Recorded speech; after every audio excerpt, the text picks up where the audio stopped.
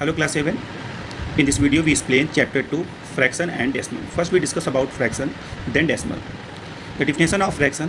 Fraction are numbers representing part of whole. A fraction has two parts. The number on the top is a numerator and the number below is the denominator. Fraction we write p by q form.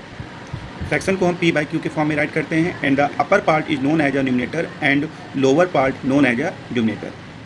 In this given figure, first figure is a circle and second is a square. We circle divide into two equal part. यानी यहाँ पे circle को divide किया है 20 से two equal part में. Mean ये part और ये पार्ट दोनों इक्वल पार्ट है हमारे.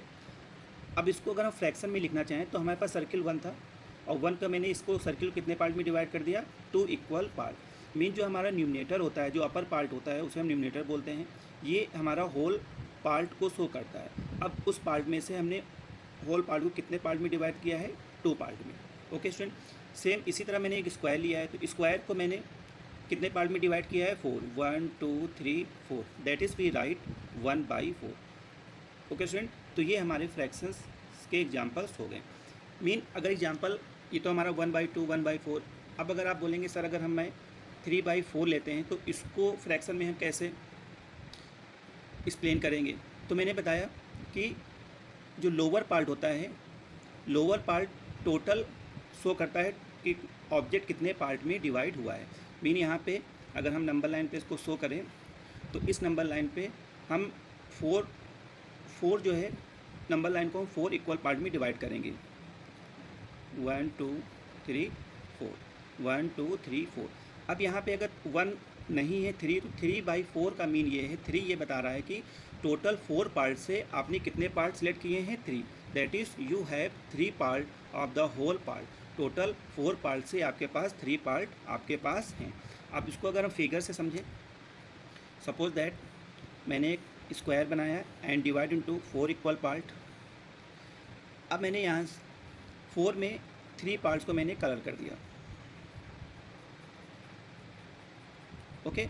अब इसे अगर फ्रैक्शन में हमें राइट करना है तो हम देखेंगे जो हमारा ऑब्जेक्ट है कितने पार्ट में डिवाइड किया गया है, 4 पार्ट में. उस 4 पार्ट्स में आपने कलर कितने किए हैं, 3 पार्ट. Okay student. तो 4 पार्ट थे उसमें से आपने 3 कलर किए हैं. मीन फिर से आप समझ लीजिए जो हमारा न्यूमिनेटर होता है वो टोटल पार्ट को शो करता है और जो न्यूमिनेटर होता है वो शो करता है कि आपके पास उस ऑब्जेक्ट से कितने पार्ट आपने कलर किए हैं या कितने पार्ट वहाँ उसको रिमूव किए हैं. Okay student. तो ये हमारे फ्रैक्शन के एग्जाम्पल्स हो गए. Then we explain type of.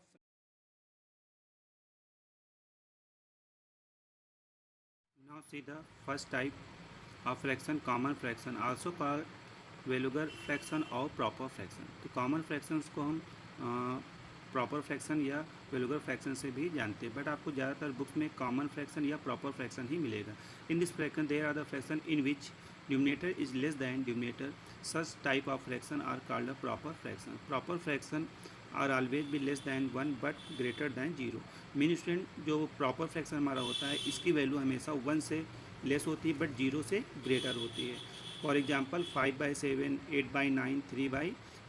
Okay student. और इसका जो न्यूमिनेटर होता है वो क्या होता है, लेस होता है किससे, डिनोमिनेटर. जितने भी आपको इस टाइप के फ्रैक्शन देखेंगे सभी में डिनोमिनेटर आपका ग्रेटर होगा और न्यूमिनेटर लेस होगा.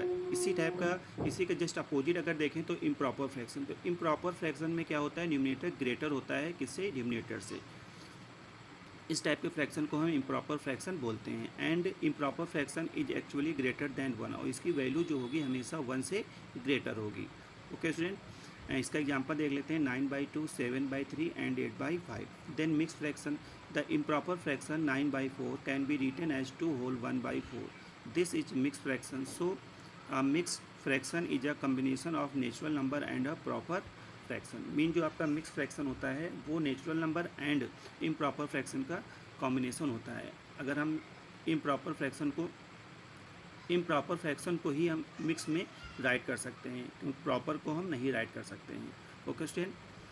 Then lowest form of fraction. In this fraction numerator and denominator of a fraction have no common factor other than 1.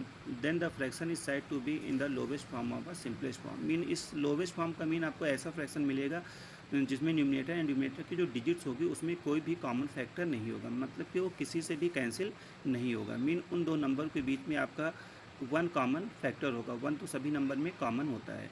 Okay student, then equivalence fraction क्या होता है?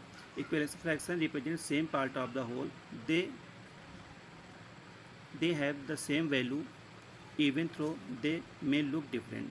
मीन इक्विवेलेंस फ्रैक्शन ऐसे होते हैं, ये पेयरिंग में होते हैं, ये देखने में आपको डिफरेंट दिखेंगे बट इनकी जो वैल्यू होती है वो क्या होती है? सेम होती है। फॉर एग्जांपल समझ लेते हैं, सपोज दैट आपके पास 5/3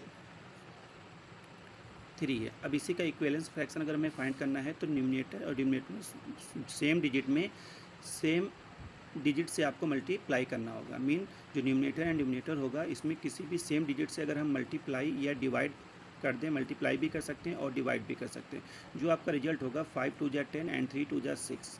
तो ये क्या होगा?